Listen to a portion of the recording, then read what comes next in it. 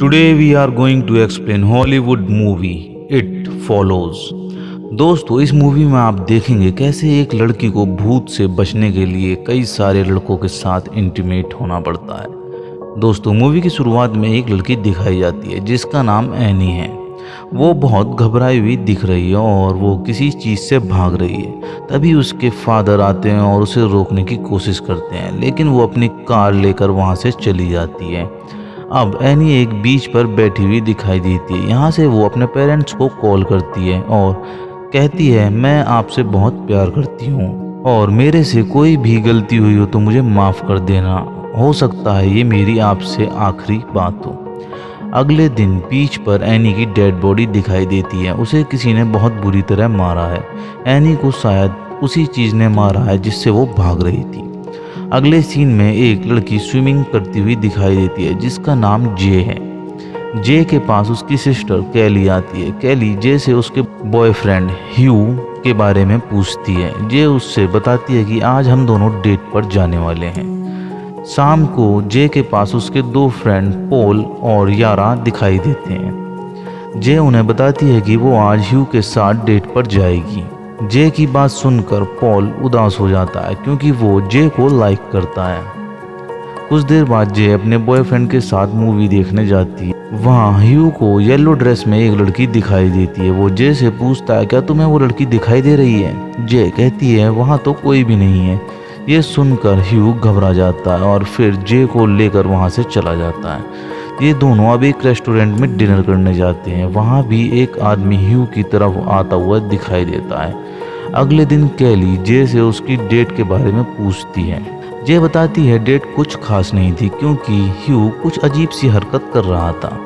रात में जे ह्यू से फिर मिलने जाती है और ये दोनों ह्यू की कार में इंटीमेट होते हैं। उसी समय ह्यू उसे कुछ सुंघा देता है जिससे जे बेहोश हो जाती है और जब जे को होश आता है वो अपने आप को व्हील चेयर पर बंधा हुआ पाती है।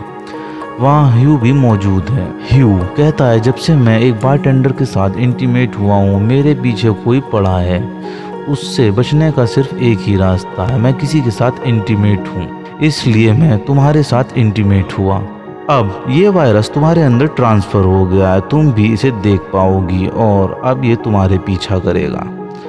अब ये तुम्हारा पीछा करेगा। ह्यू बताता है, इसकी एक ही पहचान है, ये तुम्हारी तरफ बहुत धीरे धीरे बढ़ेगा। ह्यू कहता है, इसका पीछा छुड़वाने का सिर्फ एक ही रास्ता है, तुम्हें भी किसी के साथ इंटीमेट होना पड़ेगा। अगर उसने तुम्हें पकड़ लिया तो वो तुम्हें मार देगा और उसके बाद वो दोबारा मेरे पीछे पड़ जाएगा। तभी एक एंटिटी वहाँ आती है। अब जे भी उसे देख सकती है। ह्यू जे को लेकर वहाँ से भाग जाता है और उसे उसके घर के सामने ड्रॉप कर देता है। वहाँ जे के फ्रेंड आकर उसे संभाल लेते हैं। थोड़ी देर बाद वहाँ पुलिस आती है, लेकिन वो ह्यू को नहीं ढूंढ पाती क्योंकि वो दूसरे शहर से आया था और यहाँ नाम बदल कर रह रहा था। कुछ दिनों बाद जे स्कूल जाती है। वहाँ उसे एक ओल्ड लेडी धीरे धीरे उसकी तरफ आती हुई दिखाई देती है। जे समझ जाती है कि ये वही एंटिटी है। वो क्लासरूम छोड़कर भाग जाती है, लेकिन वो एंटिटी तब भी उसका पीछा करती रहती है। एंटिटी बहुत धीरे धीरे चलती है, इसलिए जे को भागने का मौका मिल जाता है और वो भागकर पॉल और कैली के पास पहुंच जाती है और उन दोनों को सब कुछ बता देती है। लेकिन वो दोनों उस पर यकीन नहीं करते। पॉल कहता है, आज रात में तुम्हारे घर पर रुकूंगा और तुम्हारे ऊपर नज़र रखूंगा। रात में जे को नींद नहीं आती। वो पॉल के पास आती है। पॉल सोफे पर लेटकर टीवी देख रहा होता है। जे भी उसके पास बैठ जाती है और दोनों आपस में बात करने लगते हैं। तभी कांच टूटने की आवाज़ आती है। पॉल उठकर देखने जाता है और आकर बताता है किचन का ग्लास टूट गया है, लेकिन वहाँ कोई नहीं है। पॉल ऊपर कैली को बुलाने जाता है। तभी जे किचन में जाती है और वहाँ उसे एक एंटिटी दिखाई देती है। उसे देखकर जे बहुत डर जाती है और भागकर अपने रूम में चली जाती है। पॉल और कैली भी उसके पास जाते हैं, लेकिन वो एंटिटी इन्हें नहीं दिखाई देती, इसलिए वो जे पर यकीन नहीं करते। थोड़ी देर बाद यारा भी इनके रूम में आती है और वो एंटिटी यारा के पीछे पीछे आ जाती है। उसे देखकर जय बालकनी से कूदकर एक ग्राउंड में चली जाती है। थोड़ी देर बाद उसके फ्रेंड्स भी उसे ढूंढते हुए वहां पहुंच जाते हैं। वहां इनका नेबर ग्रेग भी पहुंच जाता है। जय उसे भी सब कुछ बता देती है। ग्रेग कहता है हमें ह्यू को ढूंढना होगा। इसके बाद ये लोग ह्यू को ढूंढने उसके पुराने घर जाते हैं। वहाँ इन्हें कोई नहीं मिलता क्योंकि ह्यू यहाँ अकेला रहता था और वो जे में वायरस ट्रांसफ़र करके यहाँ से चला गया। उसके घर में कुछ बुक्स पड़ी थी, उनमें एक फ़ोटो दिखाई देती है। पॉल जैकेट देखकर समझ जाता है कि ये कौन से स्कूल की जैकेट है।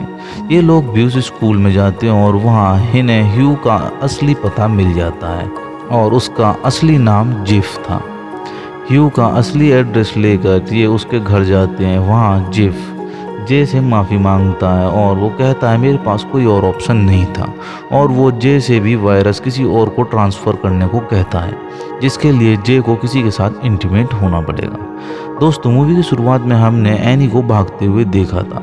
जिफ बताता है ये वायरस मैंने एनी में ट्रांसफ़र कर दिया था, लेकिन उसकी डेथ हो गई, जिसके बाद एंटिटी दोबारा मेरे पीछे पड़ गई और ये वायरस मैंने जे में ट्रांसफ़र कर दिया। अब जे के फ्रेंड उसे बचाने के लिए उसे लेकर ग्रेग के फार्म हाउस पर जाते हैं। अब सारे फ्रेंड्स बीच पर घूमने जाते हैं। वहाँ एंटिटी यारा के रूप में आती है और जे पर हमला कर देती है। पॉल उसे बचाने की कोशिश करता है, लेकिन वो उसे बहुत दूर फेंक देती है। तभी सब भागकर बोट हाउस में घुस जाते हैं। जे उसे शूट करती है, लेकिन उसे कुछ नहीं होता। जे बोट रूम का डोर बंद कर देती है। वो एंटिटी पॉल के रूप में तोड़कर अंदर आ जाती है। जे ग्रेग की कार लेकर वहां से भागने लगती है। सारे फ्रेंड्स उसे रोकने की बहुत कोशिश करते हैं, लेकिन वो नहीं रुकती और अचानक उसका एक्सीडेंट हो जाता है। और जब जे को होश आता है, वो अपने आप को हॉस्पिटल में देखती है। जे हॉस्पिटल में भी एंटिटी के बारे में सोचती रहती है और बहुत घबराती रहती है। तभी ग्रेग कहता है मैं जे के साथ इंटीमेट होना चाहता हूँ और ये वायरस मेरे अंदर ट्रांसफ़र हो जाएगा। जे भी इस बात से राजी हो जाती है और ये दोनों हॉस्पिटल में ही इंटीमेट होते हैं। अब धीरे धीरे कुछ दिन बीत जाते हैं। जे को कोई एंटिटी नहीं दिखाई देती। वो ग्रेग के बारे में सोचकर परेशान रहती है क्योंकि वो एंटिटी अब ग्रेग को नहीं छोड़ेगी। ग्रेग को भी कुछ दिन तक कोई एंटिटी नहीं दिखाई देती, इसलिए वो सोचता है कि ऐसा कुछ भी नहीं है और वो इसे कैजुअली लेता है। रात में जे ग्रेग को गार्डन में टहलता हुआ देखती है, लेकिन जे उसे देखकर समझ जाती है कि ये ग्रेग नहीं है। वो ग्रेग को फ़ोन मिलाती है, लेकिन उसका फ़ोन नहीं उठता।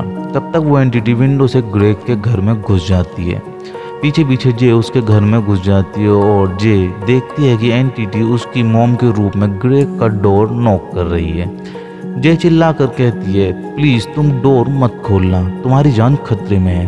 लेकिन ग्रेग उसकी बात को सीरियसली नहीं लेता और गेट खोल देता है। एंटिटी उसे मार देती है। अब ये एंटिटी दोबारा जे के पीछे पड़ जाती है। पॉल जे से कहता है मैं तुम्हारे साथ इंटीमेट होना चाहता हूँ, जिससे एंटिटी मेरे पीछे पड़ जाएगी। लेकिन जे मना कर देती है क्योंकि वो नहीं चाहती कि एंटिटी पॉल को मार दे। ये सारे दोस्त मिलकर एंटिटी को मारने का एक प्लान बनाते हैं।